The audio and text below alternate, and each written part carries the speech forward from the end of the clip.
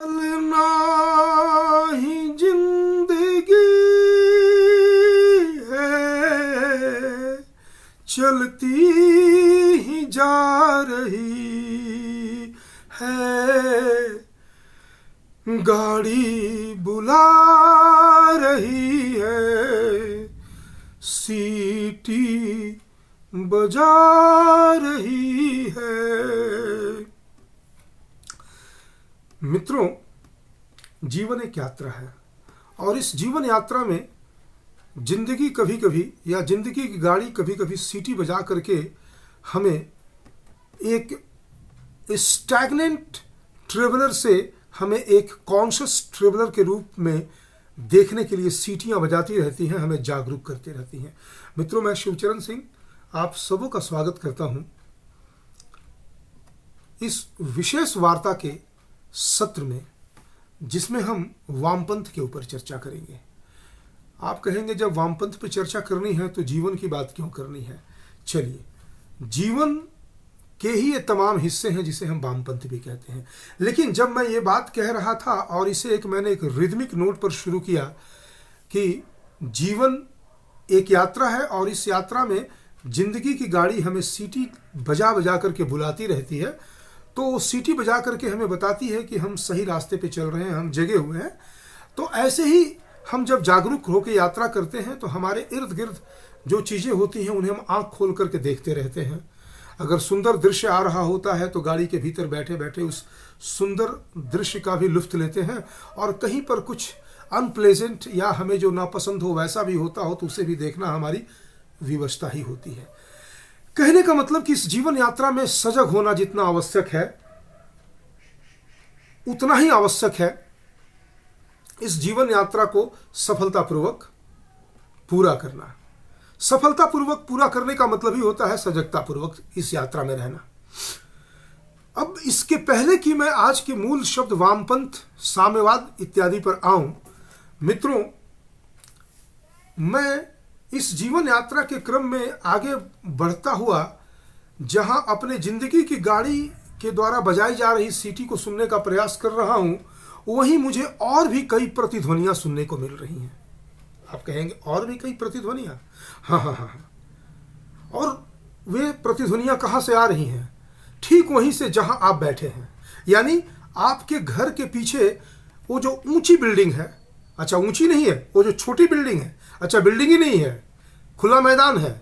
हाँ, उस खुले मैदान के पीछे क्या जंगल है? हाँ, तो उस जंगल में आप जहां भी हैं, जिस जगह पर भी हैं, जिस तरह की भी परिस्थिति में है, वहां से मैं एक प्रतिध्वनि सुन पाने में समर्थ हो रहा हूं। जरा मैं आपको भी सुनाने का प्रयास करता हूं। 4 लोग बैठे हैं।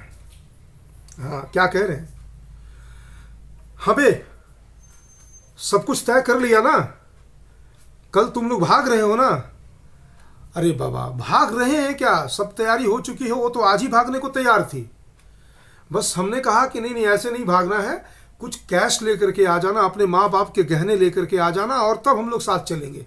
ठीक है, तुम एक काम कर, कल तुम यहाँ से तुरंत कल्टी हो लेना और किसी जगह जा करके आराम से ऐश करना, और हम तुम्हारे बिहाफ में उसके माँ बाप को फ़ोन करके और अपहरण की फिरौती लेंगे। 10 करोड़ से कम क्या लेंगे बे? नहीं, इतना अधिक रकम मत मांगना, हो सकता है कि वे लोग इतना देने में असमर्थ हो।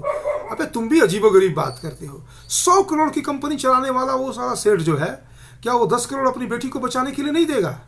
और बचाना भी कैसा? तू उसे लेके उड़ जाएगा, हम तुम्हारे बिहाफ में इधर में उससे डिमांड करेंगे और फिर हम लोग सब उस लड़के के साथ मौज मस्ती करेंगे, और ज़्यादा चाय चुपड़ की तो उस चिड़िया का टेटुआ दबा देंगे। चल अब एक काम कर, तुम सब काम पे लग जा। सारा है ना, वो सारे जितने सीम बोले थे सब ले आए ना? हाँ, वो आप ही के बगल से आवाज़ आ रही थी। एक और आवाज़ कहीं से आ रही है उसी आसपास से, जरा सुनने का प्रयास किया जाए। मैं तुम्हें कितनी बार कह चुकी हूँ कि तुम मुझे फ़ोन नहीं करोगे घर पर? जब मैं बाहर जाऊंगी तो मैं स्वयं तुमको फ़ोन कर लूँगी। अरे बाबा, मैं तुमको फ़ोन कर रहा हूँ तो मैं जान रहा हूँ ना कि तुम घर पर हो, और यह भी जान रहा हूँ कि तुम्हारा हस्बैंड अभी कहाँ है। तुम्हें मालूम है तुम्हारा हस्बैंड अभी बैंक में घुसा है और तुम्हारी इज्जत बचाने के लिए वो अभी 5 लाख रुपए निकाल चुका। मैं उसी के पास खड़ा होकर के उसकी सारी गतिविधि को देख रहा था। ये तो वही बात होगी ना डार्लिंग, आम के आम और गुठलियों के दाम। हमने खूब मज़े भी लिए, और फिर तुम्हें इनोसेंट साबित करता हुआ मैंने कह दिया कि तुम्हें बेहोशी का दवा पिला करके, और फिर मैंने तुम्हारे साथ बलात्कार किया और उसका वीडियो बना लिया, और उसी वीडियो के एवज में आज 5 लाख रुपए ऐड करके तुम्हारे परिवार की इज्जत के नाम पे हम ऐश भी करेंगे और कैश भी ले लेंगे। लेकिन एक काम करना, अब तुम इस सिम को निकाल करके फेंक देना, और आज के बाद से तुम इस मोबाइल से फिर कभी मुझे दोबारा फ़ोन मत करना। ठीक है, इतना प्रिकॉशन तो लेंगे। ऐसी बहुत सारी प्रतिध्वनियां मुझे आसपास से सुनने को आ रही हैं, जिनमें से एक प्रतिध्वनि है जहां एक बिजनेस पार्टनर जो है अपने दूसरे बिजनेस पार्टनर के मर्डर की प्लानिंग कर रहा है। कहीं दूर मैं ऐसे लोगों की बात भी सुन पा रहा हूं जहां एक नेता अपने सहयोगियों और अपने फॉलोअर्स को उकसा रहा है कि जितने भी लोग बड़े बड़े कंपनियों के मालिक बन करके बैठे हैं, ये सारे के सारे लोग पूंजीपति हैं, इन्हें जा करके आज इनके घरों में आग लगा करके इनकी हत्या कर दो और इनके सारे संपत्ति को हम बांट करके ऐश करेंगे। उधर जंगल से एक नक्सली की आवाज़ आती है कि हमें क्रांति कर देना है, इस व्यवस्था को हम नहीं मानते हैं, ये व्यवस्था लूट खसोट पर आधारित व्यवस्था है, इस व्यवस्था के ऊपर हम अपनी लाल व्यवस्था को कायम करेंगे। ये सारी अगर प्रतिध्वनियाँ आप सुन करके थोड़े विचलित हो रहे हो तो रुक जाते हैं, और फिर हम आज की इस वार्ता को आगे बढ़ाते हैं। ये जितनी भी मैंने प्रतिध्वनियां सुनी हैं, ये प्रतिध्वनियां ऐसी हैं जो आपके आसपास इस तरह की प्रतिध्वनियां गुंजायमान होंगी, और आप कभी कभी इन प्रतिध्वनियों से विचलित भी होते होंगे। लेकिन जब हमने इस जीवन यात्रा की बात कही, और जब हमने ये कहा कि ये जीवन एक सजग यात्रा का नाम है, तो ऐसी आवाज़ों को सुनना भी जरूरी है, चाहे वे कितने भी कष्टकारी, कितने भी शोभित करने वाली आवाज़ें हों। हमें उन्हें ना केवल सुनना होगा बल्कि समझना होगा ये आवाज़ें आ कहाँ से रही हैं। तो मित्रों, जैसा कि मैंने आपसे शुरू में कहा था कि आज की इस वार्ता को मैंने एक विशेष शब्द के इर्द गिर्द आहूत किया है, और उस शब्द का नाम है वामपंथ, लेफ्ट, साम्यवाद, कम्युनिज्म। हम इसी की चर्चा करेंगे। ये जितनी भी आवाज़ें हैं वो इन्हीं 2 शब्दों की प्रतिध्वनियां हैं। आप वामपंथ कह दीजिए, ये सारी प्रतिध्वनियां आसपास सुनने को मिलेंगी। आप कम्युनिज्म कह दीजिए, लेफ्ट कह दीजिए, साम्यवाद कह दीजिए, ये सारी आवाजें आपको ऐसी घटनाओं के रूप में समाज में देखने को मिलेंगी। तो आज हम इसी शब्द के इर्द गिर्द इस वार्ता का ताना बाना बुनने जा रहे हैं, और इसीलिए मैंने कहा कि ये जीवन एक यात्रा है, और इस यात्रा में जब जिंदगी की गाड़ी सीटी बजाती हो तो इसे सुन लेने में ही बुद्धिमानी है, ना कि इस सीटी को इग्नोर करने में। क्योंकि जब हम यात्रा करते हैं तो कुछ डूज और कुछ डोंट्स का पालन करते हैं। इन्हीं डूज और डोंट्स की सूची को लेकर चलने वाले यात्री का नाम है सजग यात्री। और जो एकदम आराम से कोई आया कहाँ भी बहका के ले गया, किसी भी डूज और डोंट्स का पालन नहीं करता हो, वो शयना अवस्था का यात्री है। तो यदि हम शयना अवस्था के यात्री बनेंगे तो ये जो जिस चौकड़ी की प्रतिध्वनियां हमने सुनी, तो इन चौकड़ियों के जाल में हम फंस सकते हैं मित्रों। तो आइए हम बात करते हैं वामपंथ की। वामपंथ की बात करने का मतलब ये नहीं है कि हम सीधे सीधे मार्क्सवाद की तरफ चले जाएं और हमें जानने का प्रयास करें कि मार्क्सवाद का जन्म कहाँ हुआ था, जन्म लेने के कितने साल महीनों के बाद वो किस देश में चला गया, वहाँ जाकर के उसने किस किस तरह से पढ़ाई की, और फिर किन परिस्थितियों में उसने साम्यवाद नामक विषैला, कहना है तो कह लीजिए, विषैले एक वाद का जन्म दिया, और फिर कैसे यह विषैला वाद जो है साम्यवाद बन करके रूस में चला गया, और वहाँ से फिर कैसे पूरी दुनिया में फैल करके आज पूरे भारत के शासनिक, प्रशासनिक, शिक्षा, न्याय, तमाम क्षेत्रों में वो दीमक की तरह, वायरस की तरह चिपका हुआ है वामपंथ। तो इस पे तो चर्चा करनी ही है, लेकिन आज की वार्ता प्रवेशिका है, यानी ये इस श्रृंखला की पहली वार्ता है जिसमें हम जानना चाहते हैं कि आखिर ये जितनी घटनाओं और प्रतिध्वनियों की बात मैंने की, उन प्रतिध्वनियों को सुनने के बाद मैंने कह दिया कि लेफ्ट और वामपंथ इन शब्दों की प्रतिध्वनियों के रूप में ये घटनाएं घट रही हैं धरती पर। लेकिन ये जो लेफ्ट और वामपंथ है, ये 2 शब्द किस चीज की प्रतिध्वनियां हैं? तो आप कहेंगे आपने नाम लिया ना मार्क्सवाद का, वो कार्ल मार्क्स का, ये वहां से आ नहीं। कार्ल मार्क्स, वामपंथ, साम्यवाद, ये स्वयं में ही प्रतिध्वनियां हैं उस विषैले वृक्ष की जड़ों की, जिसकी तलाश में हम आज इस वार्ता में हम प्रयास करेंगे कि ढूंढ पाए कि ये जो वृक्ष हमें इतना बड़ा दिख रहा है उसकी जड़ें किस देश में छिपी हुई हैं। मित्रों, आज मैं इसी बात को आपके साथ साझा करने जा रहा हूं कि वामपंथ साम्यवाद की जड़ें, विषैली जड़ें भारत भूमि पर ही उपलब्ध है। कैसे? आज की बात नहीं है। कार्ल मार्क्स तो 19वीं सदी की पैदाइश है। प्राचीन काल से एक प्रतिध्वनि हम सुनते आ रहे हैं जिसे हम चार्वाक का सिद्धांत कहते हैं। क्या है चार्वाक का सिद्धांत? यही है चार्वाक का सिद्धांत जो कहता है कि पूरी दुनिया में वामपंथी हो जाओ, साम्यवादी हो जाओ, और जब ये दो शब्द ऐसे कहे जाएंगे तो समाज की व्यवस्था में ऐसी ही चीजें हमें देखने को मिलेंगी जिन प्रतिध्वनियों को आप सुन पा रहे हैं, मैं सुन पा रहा हूं। आपके घर के अगल बगल वो घटनाएं घट रही हैं, हमारे आसपास वैसी घटनाएं घट रही हैं। हम सभी इस तरह के आपराधिक घटनाओं और फेनोमेनन से घिरे हुए हैं। तो क्या है ये चार्वाक का सिद्धांत? चार्वाक के सिद्धांत को अगर मैं संस्कृत में कहूं तो, और संस्कृत में भी मधुरता से कहूं, तो आपको लगेगा ये तो बड़ा ही मधुर किस्म का कोई सिद्धांत है। चलिए, शब्दों के भ्रम में जी लेने में कोई आपत्ति नहीं है, थोड़ा उसको भी करके देख लेते हैं। या जीवेतम सुखम जीवेतम ऋणम कृत्वा धृतम पिबेत भस्मीभूतस्य देहस्य पुनरागमना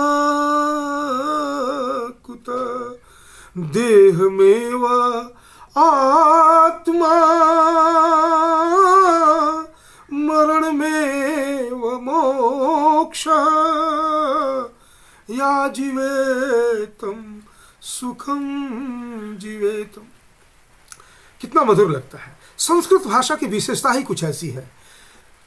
कितनी भी विषैली चीज को, शैतानी आवाजों को यदि हम संस्कृत भाषा के शब्दों में अलंकृत कर दें तो सुनने में मधुर लगती है।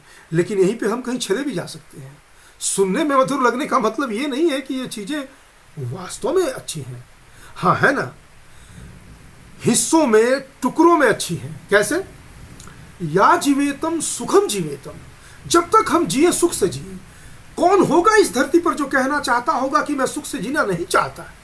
सुख तो हम सभी जीवों का इस धरती पर हर प्राणी के जीवन का हेतु है। हर प्राणी के जीवन का उद्देश्य और लक्ष्य सुख ही तो है। इस सुख के लिए ही तो हम इतना कष्ट सह करके भी जीवन में उन तमाम सुविधाओं को जुटा लेते हैं जो कभी कभी हमें कष्ट भी देने लगते हैं। लेकिन मूलतः हम उन सुविधाओं को इसलिए नहीं जुटाते कि हमें कष्ट मिले। हमारा मूल उद्देश्य ही होता है कि हम सुख प्राप्ति करें। तो हम चार्वाक के इस कथन से किसी भी कीमत पर हम असहमत नहीं हो सकते कि हमारे जीवन का लक्ष्य सुख है। इसलिए हम कहते हैं कि ठीक है चार्वाक, यदि तुम कह रहे हो कि या जीवेतम सुखम जीवेतम, तो मैं भी कहता हूं हाँ ठीक है, हम सभी इस बात की प्रतिध्वनि करते हैं कि जीवन में सुख ही हमारे जीवन का साध्य है। चलिए भाई, तो अगर आप कहेंगे कि आपने जब साध्य बता दिया तो साधन भी बता दीजिए। हाँ, साधन है। हम बहुत तरह के साधन को जानते हैं। पढ़ो लिखो, बुद्धिमान बन जाओ, जानकार बन जाओ, नौकरी प्राप्त कर लो, व्यवसाय कर लो, और इसी तरह से जीवन में सुख सुविधाओं को जुटा करके इस सुख को भोगो। हाँ, लेकिन चार्वाक कहता है कि इतना लंबा रास्ता क्यों चुनते हो? चार्वाक को सुन लेते हैं। अगर हम वामपंथ के इर्द गिर्द में चर्चा कर रहे हैं तो फिर हम इस तरह की बात नहीं करेंगे कि पढ़ो लिखो, बुद्धिमान जानकार बन करके, नौकरी करके, विवाह करके सुख सुविधाओं का भोग करो। ना ना ना ना, ऐसी करने की कोई आवश्यकता नहीं है। चार्वाक है ना, ऋणम कृत्वा धृतम पीबेत। ऋण ले लो ना, ऋण लेकर के घी पियो। देखिए, ऋण को भी आप इन्वर्टेड कॉमास में रख दीजिए, घी को भी इन्वर्टेड कॉमास में रख दीजिए। दुनिया में वो तमाम रास्ते जो काले आपराधिक एक सुरंग से होकर के गुजरने वाले रास्ते हैं, उन्हें आप ऋण के अंदर इन्वर्टेड कॉमास में रख दीजिए, और दुनिया में जितनी भी सुख सुविधाएं हैं उनको हम लाक्षणिक या उदाहरण के तौर पर हम धृत यानी घी से तुलना कर सकते हैं। यानी कि घी पीने का मतलब हुआ कि हर सुख जीवन में प्राप्त हो, ऐसी सुविधा। ऋण ले लो। ऋण शब्द को इन्वर्टेड कॉमा में है, इसकी व्याख्या में हम हजारों चीजों की चर्चा कर सकते हैं। ऋण का मतलब हो गया कि यदि लगता है कि तुम किसी के साथ में हो और उस व्यक्ति के पास तुम्हें ऐसा आभास मिलता हो कि लाखों रुपए हैं, करोड़ों रुपए हैं, उसकी हत्या करके ले लो, उसे छीन लो। यदि वो पुलिस में बताने जा रहा हो तो उसकी हत्या कर लो। कोई तुम्हारा गवाही देने जा रहा हो तो उससे कुछ पैसा देकर उसका मुख बंद करा दो, नहीं मानता उसकी भी हत्या कर दो। कहीं से चोरी कर लो, बैंक में डाका डाल दो, छल लो, किसी से गिड़गिड़ा करके ले लो, किसी से बड़ा ही विनयशीलता का अभिनय करते हुए ऋण ले लो और फिर वहाँ से चुपचाप गुप्त रीति से निकल जाओ। ये सारी चीज़ें इसमें शामिल हैं, जिसे हम कहते हैं ऋणम कृत्वा धृतम पिबेत। तब आप कहते हैं चार्वाक को कि देखिए भाई, ऋण लेंगे तो उसको चुकाना पड़ेगा, चोरी करेंगे तो पकड़े जाएंगे, कुछ भी उल्टा पुल्टा होगा। तो वो कहता है तरीके से करो ना, किसी की हत्या भी करनी है तो क्या जरूरत है कि शरेआम बाजार में खड़े होकर गोली लेके मार दो। उसकी प्लानिंग करो, किसी लड़की से दोस्ती कर लो, किसी धनी समृद्ध सेठ की लड़की से दोस्ती कर लो, उसको अपनी बातों में फुसलाओ, फिर उससे विवाह कर लो, फिर उसके सारे धन को हस्तगत कर लो और उन लोगों की हत्या करके वहाँ से चपत हो लो। और अगर उसके बाद तुम्हें स्वीकार कर लेते हैं तो फिर एंजॉय करो। कहने का मतलब है कि चार्वाक ये नहीं कहता है कि आपको पकड़े जाना है। आप अपनी बुद्धि, आपको बुद्धि किसने मिली है, आप उसका इस्तेमाल कीजिए। तब हम चार्वाक की बात मान लेते हैं। लेकिन फिर हम अचानक ठिठक जाते हैं और कहते हैं कि नहीं नहीं नहीं नहीं नहीं नहीं नहीं, नहीं। यदि हम इस तरह से कोई भी काम करेंगे, ऋण लेंगे, तो अगर हम किसी की हत्या करके भी अगर हम धन लेंगे तो भी तो ऋण हुआ, उसे भी तो चुकाना होगा। अरे कैसे, जब तुम पकड़े नहीं जाओगे तो चुकाओगे कैसे? अरे इस जन्म में नहीं पकड़े जाएंगे ना, लेकिन कर्म का सिद्धांत है ना, जैसा हम करेंगे वैसा फल पाएंगे, तो अगले जन्म में तो फिर हमको उसकी सजा मिलेगी ना। अरे यार, यही तो तुम मार खा गए। कौन कहता है तुमको सनातन धर्म की इन दार्शनिक बातों को समझने के लिए? ये सब बेकार की बातें हैं, जीवन को सुख से वंचित करने वाली बातें हैं। सीधी बात तो यह है कि ऐसी कोई बात नहीं है, किसी तरह का कोई कर्म फल नहीं है। जो इस जीवन को सुख बनाने के लिए, सुखी बनाने के लिए कर्म करता है, बस एकमात्र वही कर्म है। और जो सुखी बनाने में सफल हो जाता है उसको किसी भी रूप में दंड का सामना नहीं करना पड़ता है। क्यों? क्योंकि हमारा इस दुनिया में फिर दोबारा आना ही नहीं है। क्योंकि भस्मीभूतस्य देहस्य पुनरागमन कुत, ये शरीर तो जल करके खाक हो जाएगा, तो फिर हम दोबारा आएंगे कहाँ? अरे भाई, तो शरीर खाक हो जाएगा, अगला जन्म नहीं लेंगे क्या? ओहो, अरे यार, फिर तुम वही सनातनी मूर्खता कर रहे हो। अगला जन्म लेना ही नहीं है। इस जन्म के बाद मोक्ष की प्राप्ति हो जाएगी। कैसे? क्योंकि देह में वह आत्मा और मरण में वह मोक्ष है। पुनरागमन कुतः या जीवेतम सुखम जीवेतम ऋणम कृत्वा धृतम पिबेतम। सुखपूर्वक जियो, एन तेन प्राकृत धन सुख सुविधाओं को इकट्ठा करके जियो और चिंता मुक्त होकर जियो। हाँ हाँ हाँ हाँ, ये बात तो समझ में आ रही है। और फिर हम समझ लेते हैं, ऐसे ही हामी भरने वाले लोगों में से marks, Lenin, Stalin, M.N.. Roy, भारतीय कम्युनिस्ट, विदेशी कम्युनिस्ट, कांग्रेसी और ये तमाम जो भी लोग अपने जीवन के मूल रास्ते से हट करके और कुछ भी हासिल करने की बात सोचते हैं, वे सभी लोग इसी प्रतिध्वनि को सुन करके हामी भर चुके हुए लोग होते हैं और वो जीवन में एन तेन प्राकृत इस सुख को प्राप्त करना चाहते हैं। उनकी भाषाएं अलग अलग हो सकती है।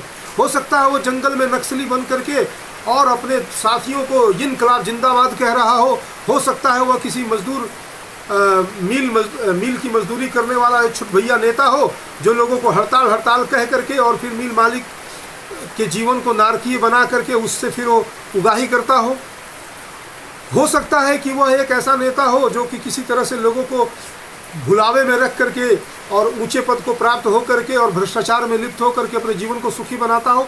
ये तमाम लोग जो है वो वामपंथी उसी प्रतिध्वनि को हामी भरने के बाद आगे बढ़े हुए लोग होते हैं। उन्हीं में से कार्ल मार्क्स था, लेनिन था, स्टालिन था, एम.एन. रॉय था और ऐसे तमाम लोग जो आज हमारे भारतीय सिस्टम या यूं कह लें कि भारतीय इकोसिस्टम के हर उस जंक्शन पे मिल जाएंगे जहां आपको इनसे वास्ता पड़े बिना आगे बढ़ना मुश्किल हो जाएगा। ऐसे में हम अगर वामपंथ को समझे बिना अपनी जीवन यात्रा में आगे बढ़ेंगे तो हमारी जीवन यात्रा कहीं ना कहीं बाधित होती रहेगी, यानी हम एक शयनावस्था की जीवन यात्रा करेंगे, ना कि जागरूका अवस्था की।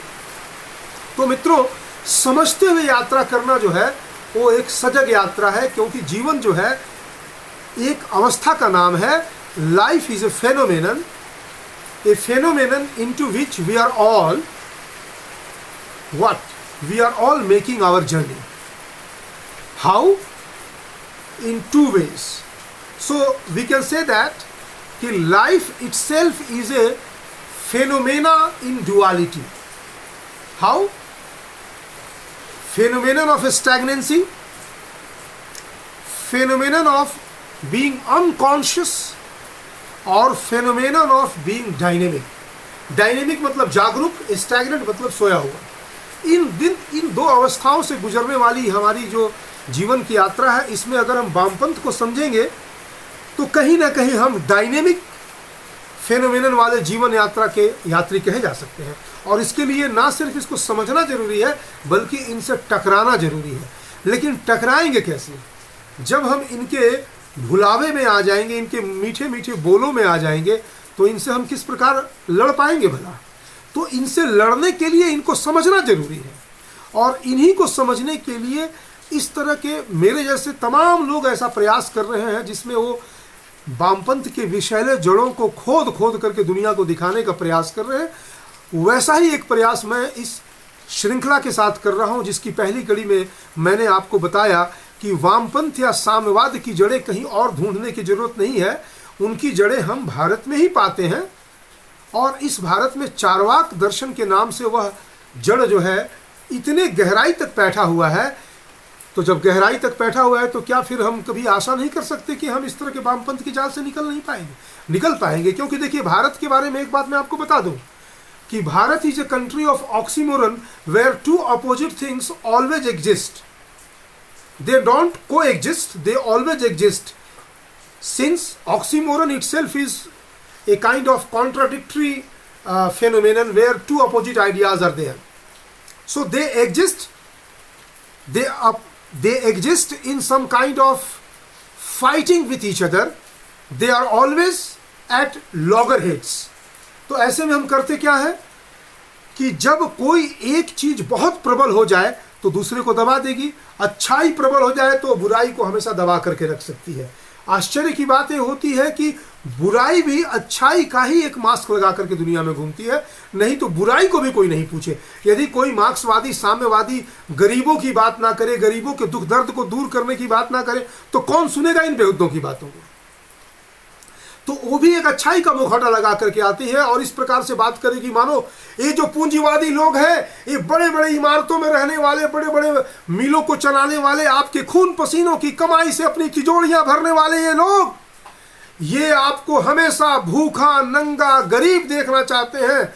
आपकी झोपड़ियों में आग लगा करके ये अपने सर्दी की रातों को गर्म करने वाले लोग, हम इनकी ईंट से ईंट बजा देंगे, क्रांति कर देंगे, इनकलाब जिंदाबाद।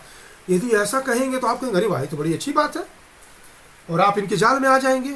तब ये अपना वो विशैला वामपंथ निकाल करके कहेंगे कि ये पूरी दुनिया में एक वर्ग है बूर्जुआ और दूसरा वर्ग है प्रोलिटेरिएट, और पूंजीवाद और साम्यवाद का सदा से संघर्ष है, और ये इसे हम वर्ग संघर्ष कहते हैं, क्लास स्ट्रगल कहते हैं। और जब तक ये पूरे के पूरे लोग एक समान नहीं हो जाएंगे, इनका यही सिद्धांत आप अगर प्रकृति में समझने का प्रयास करें कि ये सबके अंदर एक समानता लाना चाहते हैं।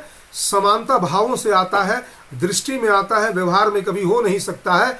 हम हर पेड़ को, हर गुल्म को, हर झाड़ को, हर पौधे को, घास को, तृण को भी हम एक समान दृष्टि से इस रूप में देखते हैं कि वे सजीव हैं, उनके अंदर भी जीवन है।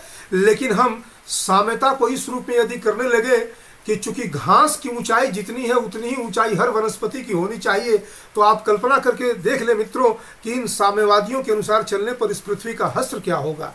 अगर घास की ही ऊंचाई की चीजों को हम इस धरती पर रखना चाहें तो फिर बड़े से बड़े वृक्षों को भी घास के बराबर लाना होगा, क्योंकि घास तो किसी भी कीमत पर उस वृक्ष की बराबरी नहीं कर सकता, क्योंकि घास के बाद पौधे, पौधों के बाद झाड़, झाड़ियों के बाद छोटे पौधे, और छोटे पौधों छोटे वृक्ष, छोटे वृक्षों के बाद बड़े वृक्ष, और फिर विशालकाय वृक्ष। तब तो सारे विशालकाय वृक्षों को, तृण के विशालकाय वृक्षों को, छोटे वृक्षों को, झाड़ियों को, पौधों को घासों के बराबर करना होगा। ऐसा कभी हो सकता है? इसी प्रकार से ये साम्यवाद इस धरती पर कभी पूरी तरह से फैल नहीं सकता, लेकिन इन्फेक्ट कर सकता है, जैसे आज भारत को किए हुए। इस इन्फेक्शन से होता यह है कि majority of the people in the journey of life or into the phenomenon of duality of stagnancy and consciousness don't understand where to go, how to go, what to do and what not to do। ऐसी अवस्था में हमारा conscious dynamic traveller होना हमारी सहायता करता है। और उसी निमित्त मैंने आज इस सत्र में वामपंथ की व्याख्या को, उसके विषैले जड़ों को भारत भूमि से ढूंढा या ढूंढने का प्रयास किया, और उसे हमने आपके साथ साझा किया। हम इस श्रृंखला में आगे जानेंगे कि यह यूरोपीय धरती से कैसे भारत पहुंची, और भारत पहुंचकर इस वामपंथ ने हमारा कितना अहित किया। और उसके बाद की श्रृंखला में हम और लोगों की चर्चा करने के क्रम में उन श्रृंखलाओं में जानेंगे कि आज वामपंथ हमें किस रूप में, किन किन छल छद्मों में हमें प्रभावित कर रहा है। आज के लिए, इस वार्ता के लिए इतना ही मित्रों, धन्यवाद।